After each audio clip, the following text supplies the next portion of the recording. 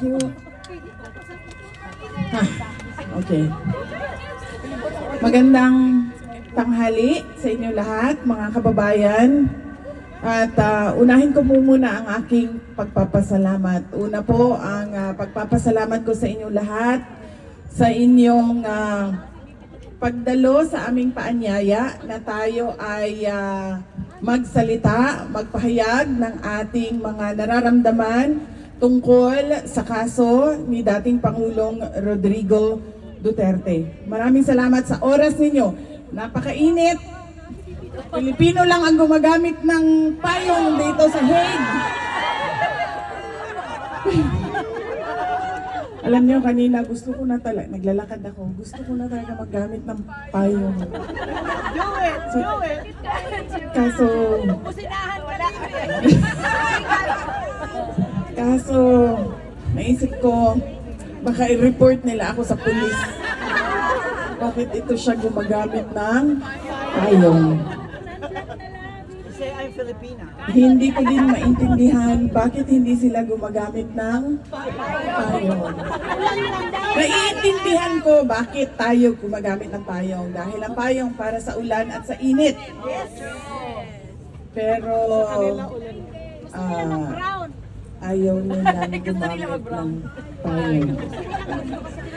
Maraming salamat sa oras ninyo. Napakainit pero nandito kayo at mainit ang inyong suporta kay dating Pangulong Rodrigo Duterte.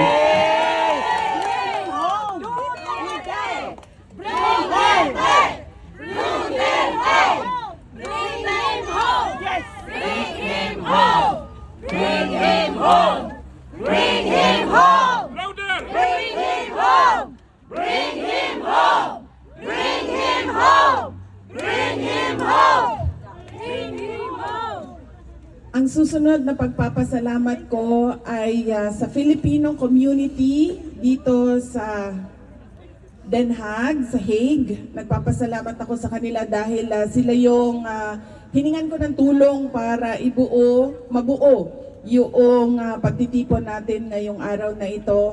At meron akong special thank you kay Alvin and Tourism dahil siya ang ginulo ko para magawa ang rally natin ngayong araw na ito. And Alvin, na nawalan ng tulog dahil sa faksilika.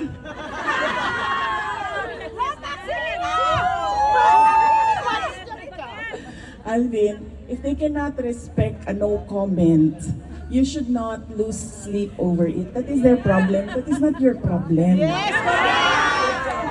Dapat sila ang ma-stress sa'yo. Bakit ikaw ang ma-stress sa kanila? Ito ang nakaka-stress. Yung init na yan. Thank you sa tulong mo para mabuo ang ating programa ngayong araw na ito. Magsisimula ako sa paalala sa International Criminal Court na hindi nila pwedeng gamitin sa mga desisyon nila ang mga sinasabi natin patungkol sa kaso ni dating Pangulong Rodrigo Duterte sa ating mga actions of support kay dating Pangulong Rodrigo Duterte. At syempre, sa mga assessment at opinion natin. Dahil walang nagbabawal sa Rome Statute na ipahayag natin ang ating mga nararamdaman. Lahat ng kanilang pinapalabas, nire-release publicly, ay pwedeng pag-usapan at pwedeng bigyan ng komento. Kaya lagi ko sinasabi, kapag ako ay tinatanong, ano ang tingin ko sa desisyon na nilabas ng ICC? Ang sinasabi ko lagi, walang basihan sa batas. Ano ba ang pinagbasihan nila? Libro ng isang tao na hindi mo naman alam kung ano ang kredibilidad? Suporta ng mga tao? Siyempre, dahil dating head of state yan, dating pangulo yan, minamahal yan ng marami.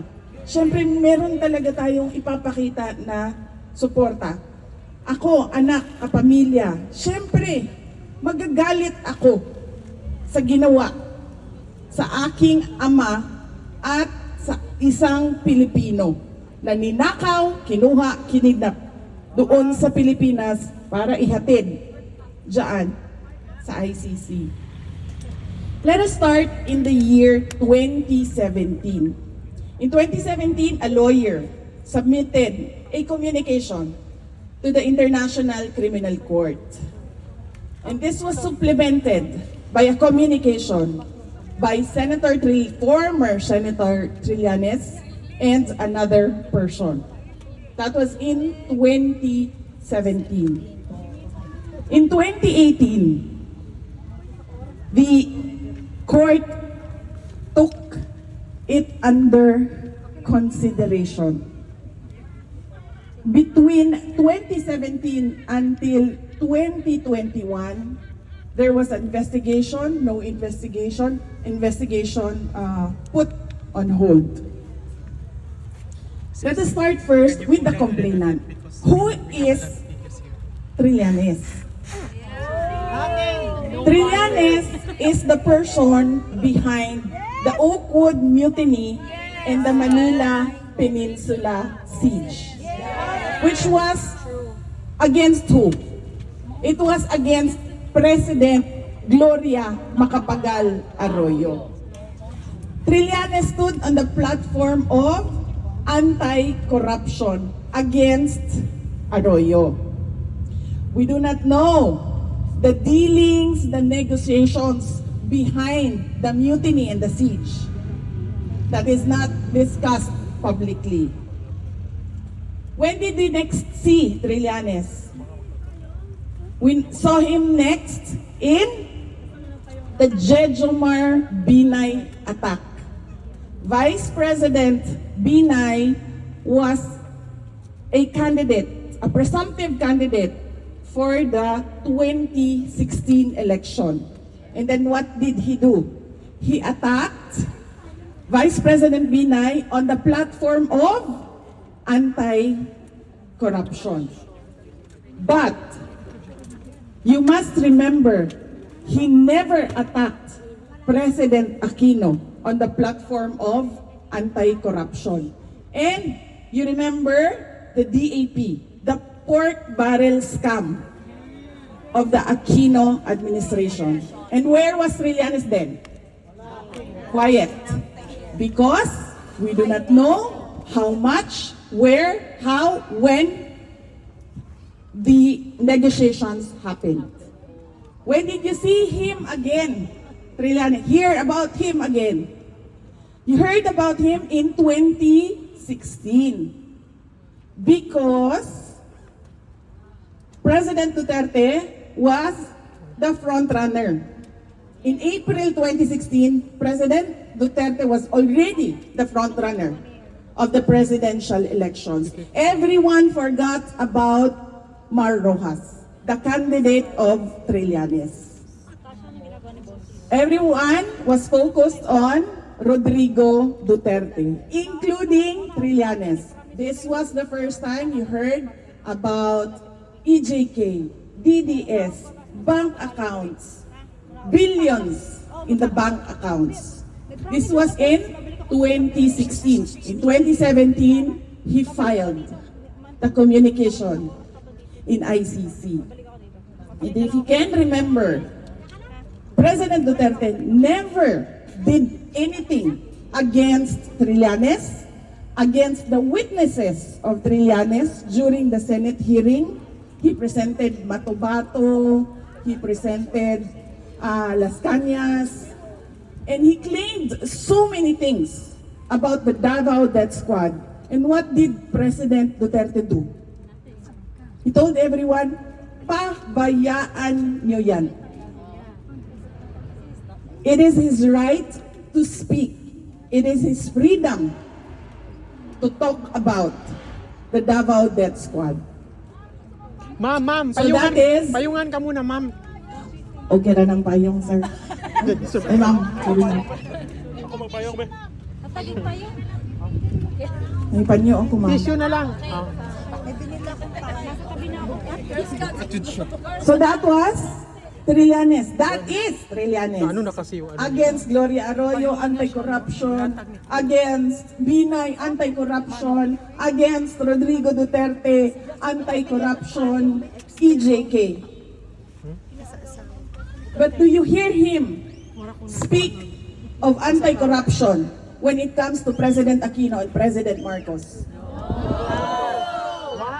Makes you question. What is the anti-corruption platform for? Whose interest is he serving? Yellow. This is yellow, pink, red. Lahat ng kulay, maliban lang sa green. Lucky charm. At maliban sa green at black. Diba? He is quiet when negotiations happen for his interest. But if negotiations are for the interest of, against the interest of the Trillanes, he is noisy. So that is 2017 in the background of the person who sent the communication to ICC. Now here comes ICC. Yes, we take it into consideration, and then yes, we will Lagay ko sana dito to kasi akin to eh. investigate. We will put on hold the investigation Urong ko lang to para through the years, and then Baka may payo. come 2021, Dali lang, we will nahihirapan na. investigate. And who is the person? Who was the prosecutor who finally defended the investigation? It was Prosecutor Karim Khan, who was dismissed for an entirely different issue, but there was one issue about Karim Khan in relation to the case of President Rodrigo Duterte. And what was it? He had conflict of interest because his previous work was representation of the victims of supposed EJK under the Commission on Human Rights in the Philippines. That was his conflict of interest. But did ICC say categorically that you have conflict of interest? They did not. They just said that the appearance of impropriety excludes him from this case. But how can you give credibility to an investigation by someone who represented the victims? And now you're saying he must be investigated and prosecuted. That is clear conflict of interest. It muddles the entire investigation. That is our complainant, that is our prosecutor. We go to jurisdiction. ICC said, we have jurisdiction because we took the complaint under consideration before the Philippines withdrew as a member of the International Criminal Court. And what does that mean? It means that if you take it under consideration, before withdrawal of a country, there will always be an open complaint, open under consideration, open investigation through the years, even if the ICC will not act on it. And is that justified? Of course not, because it will be a perpetual investigation. There must be an end. Yes, correct. To the perceived liability, to the under consideration, to the investigation. Otherwise, it will be 300 years from now, assuming this ICC Still exists. will exist for 300 years. There will be an open, under consideration,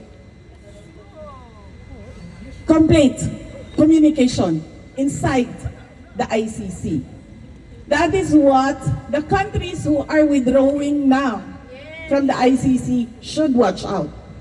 Because if there is something under consideration there, even if they withdraw 50 years from now, kung buhay pa yung ICC, they can file a case. Ayaw i-shake. Huwag mo i-shake kasi That is why we have been saying, you have no jurisdiction. pero kasi gumagano 2 years has passed since the withdrawal of the Philippines from the ICC before any formal inquiry was done. If that is allowed, then there will be no end to the ICC going after sovereign nations. That is jurisdiction. We go to Tanggalin mo na lang yan. Lagay mo. how the ICC disregarded how former President Rodrigo Duterte was kidnapped from the Philippines. They say it doesn't matter to us how he was taken, where he was taken, by what means he was taken. Meron siya. What matters to us was that he was delivered to The Hague and endorsed to the ICC. If this is about justice, Wala ka galay. then why does it allow injustice to happen to people who are respondents of communications, of complaints inside ICC? Next, Wala na. we go to Nag-stop yung live. interim release, the release of President Duterte. There are 3 things in the Rome Statute that are to be considered before a release can be considered or granted to a respondent. First is that he is not a flight risk. Second is that he does not, will not, cannot obstruct the ongoing investigation. And third, he cannot continue to commit crimes under the ICC jurisdiction. Tanggalin mo. Ito mo na. Tanggal. You saw President Duterte being pushed, pulled outside of the room, pushed into a plane. Is that a person who is a flight risk? He cannot even walk 3 steps and fall to the ground. In fact, how many times has he slipped and hit his head in detention? No one can count anymore. And no one is talking about it. Because why? President Duterte is the Asian poster boy in answer to the attacks that ICC is only going after the black race. Discrimination.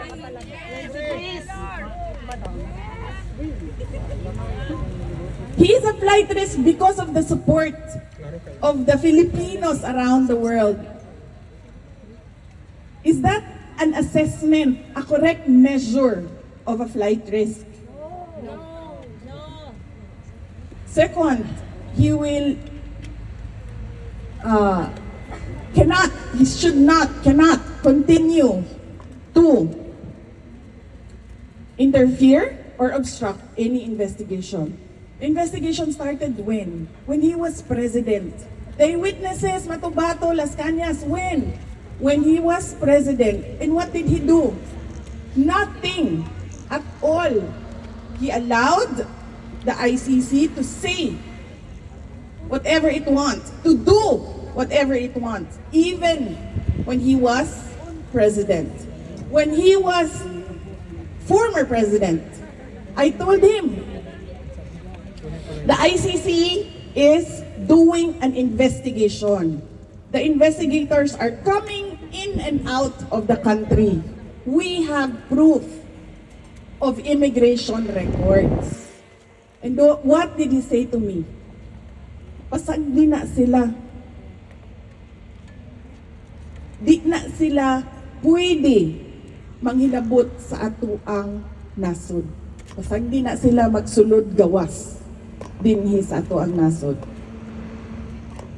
And I knew that something was happening because I hear it from the office of the former speaker, Romualdez. And so I put it on record. What did I do? I wrote the president. Why is the ICC continuing the investigation inside the Philippines? And then he said, what did he say? He said, we will not cooperate in any shape or form with the ICC because it is an infringement in our sovereignty. On that point, he was correct. Because our judicial courts are functioning. We can go to court, file a complaint, the judge can hear it, the judge can decide, the judge can put you to jail easily. True! There is no breakdown of the judicial system in the Philippines. And so, any interference of the ICC is an affront to our sovereignty. And that is the only correct thing that Marcos did or Marcos said about ICC, that letter. But did he follow through on what he said? No! He presented a letter, he released an official letter, but his left hand was doing other negotiations.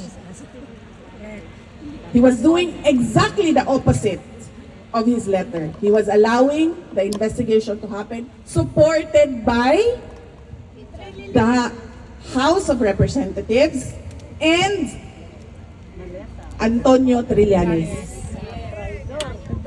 And so we go to the corruption in the investigation. Former soldiers, former employees of Congressman Zaldico already executed affidavits saying that they were told to exchange pesos to dollars because this will be delivered to the ICC investigators through Trillanes. And this is not hearsay because the person who did the delivery, who received the instructions, who went to the money exchange and exchanged for dollars, who delivered the money was the same person who talked to Zaldico. And so, how do we characterize Trillanes and Marcos in relation to ICC? Traitor! Traitor! Traitor! Yes, they are traitors to a Filipino and to the country. Yes! But more than that, Ay, wow. ang ICC ay tuta ni Trillanes at ni Marcos. Yun yun.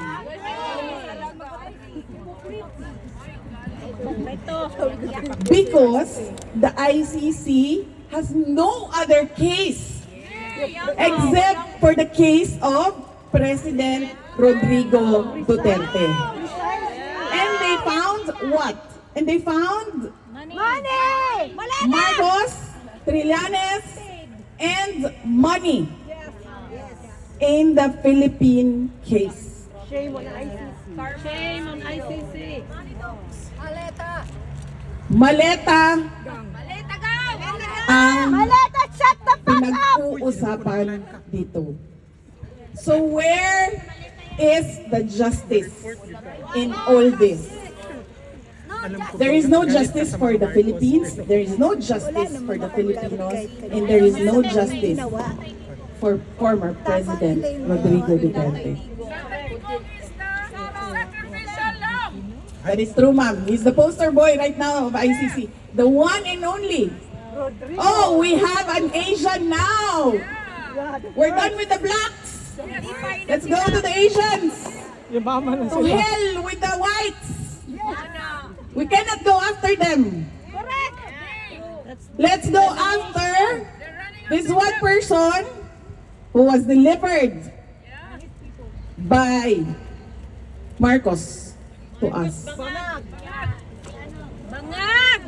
It's proven. So that is the complainant, Trillanes, his cohort, Marcos, the jurisdiction, the investigator, the investigation. Do you want to go to the evidence? It's proven. What are they saying? They are saying there was what? How many? How many did the media portray? 30,000. And then it was reduced to 13,000. And now it is how many? 34? 32 counts of murder. That amounts to, they say, crimes against humanity. Mind God. The government has a policy of zero tolerance for illegal drugs. The Philippine government. The Philippine government has a policy of zero tolerance for illegal drugs. How did the administration of President Duterte implement this policy? They created the drug war. That is the program. That is the anti-drug program. It is called drug war. Tukhang. Now, the implementation of a program, whether it was good or bad, is not a crime against humanity. It may be good governance or bad governance. It is the same. It is the same with how President Marcos is running the country right now. It can be good governance or it is clearly bad governance. That is not a crime against the Filipino population. How a program is implemented, whether there were mistakes, errors, it was a bad program, is not a crime against humanity. That is the crime that they are saying that President Duterte has done to the Filipino people. And they cannot even say right now if the victims are truly victims of the drug war. Because gun violence is so common in the Philippines. I have a husband. My husband has a mistress. I can hire a gunman for 5,000 pesos to kill the mistress. That is how, for 5,000 pesos, that is how bad gun violence in the Philippines is. And that is, again, yes, EJK. So how can you say that all your listed victims, all your listed complainants are supposed victims of the drug war? It can be that it is a crime against passion. It can be murder because of a third party in a relationship. It can be plain hold up.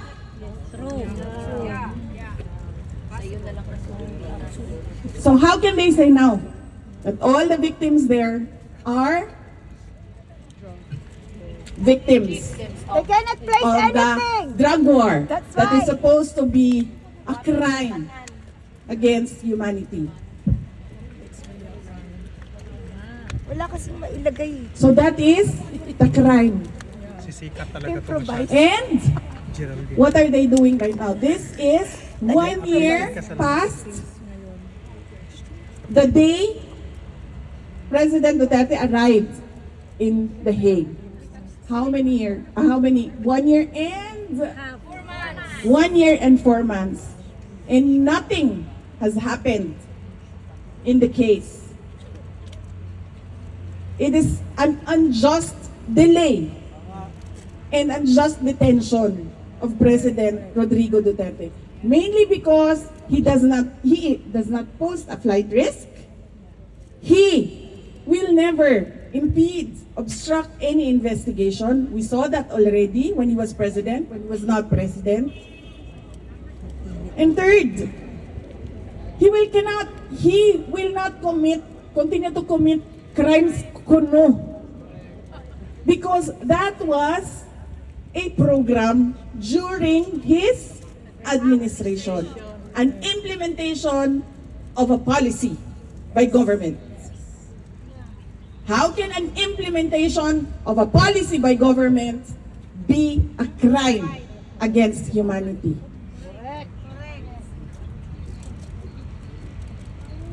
And his age, ma'am.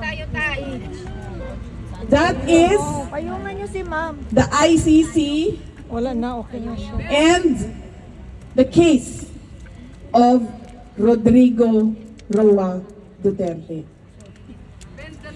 They are holding an 81-year-old who cannot make his own bed, who cannot even clean his own room, who has bed sores, who has so many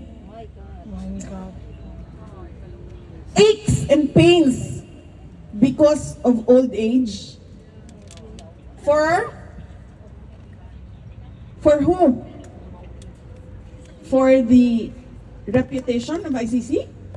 For Marcos? For money. For Trillanes? For money? For what?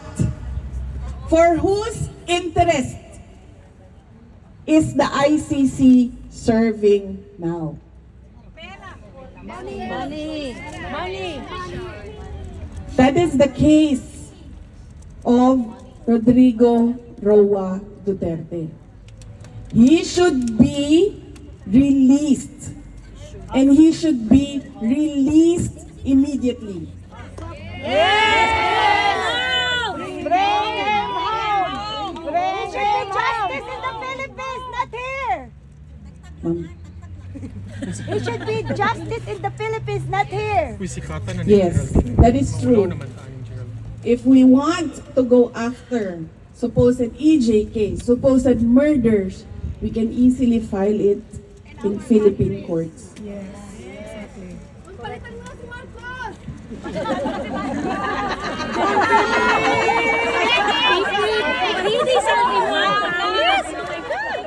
Ma'am, sandali i-compartmentalize natin yung ating messaging.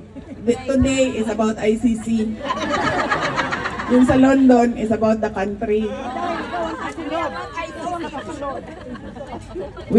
We will not talk about Marcos BBM today. We will only talk about Marcos in relation to ICC.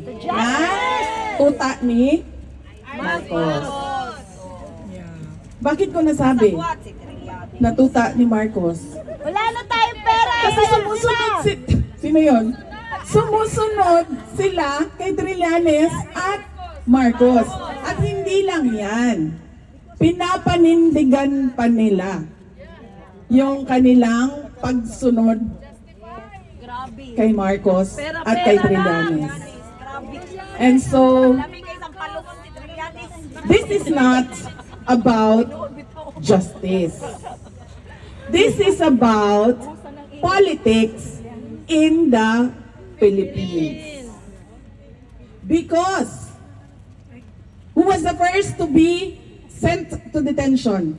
President Marcos. Next, President Duterte. Next, pwede na. Babaan din ni Parang wala na akong gagawin. Babaan din ni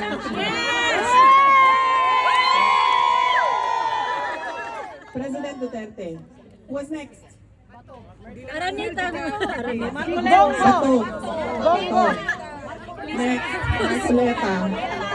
Next. Bongo. Oh, Harry Roque. Bongo daw, bongo! Bongo! Bong Revilla, Jingo Estrada, Mike Defensor. Bongo. You see the pattern? So this is all about politics. Marcos supporting ICC, ICC supporting Marcos. Malita! Supporting If Malita.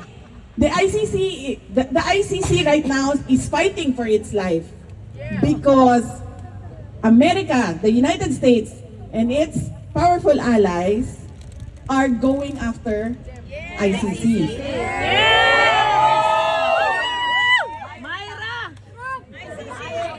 If the ICC wants the world to respect the institution, they should first know how to respect the law.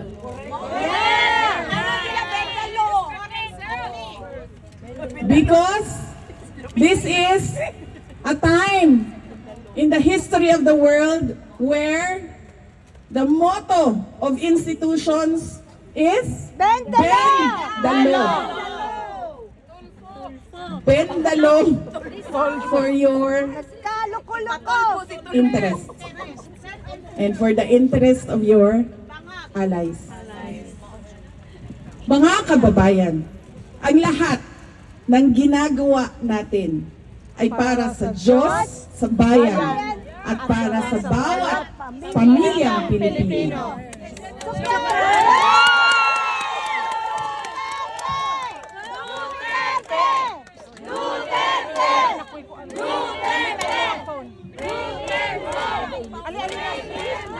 Mga kababayan, we will have a photo opportunity. But then wait guys. You need to fall in line there muna.